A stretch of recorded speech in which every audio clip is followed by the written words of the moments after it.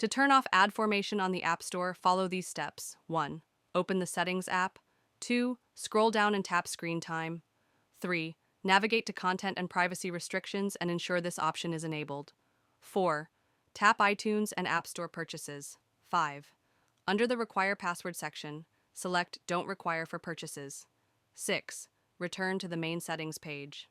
7. Scroll down and tap Face ID and Passcode. 8. Enter your phone's passcode. 9. Find the iTunes and App Store option and toggle it off. 10. Go back to the main settings page.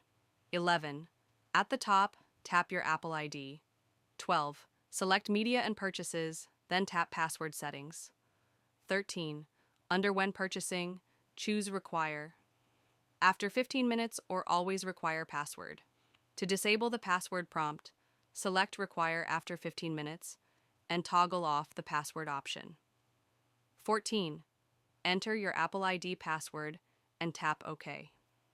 You've now turned off the password requirement for the App Store. You won't need to enter your Apple ID password when downloading apps. If you found this guide helpful, please like, share, and subscribe to our channel.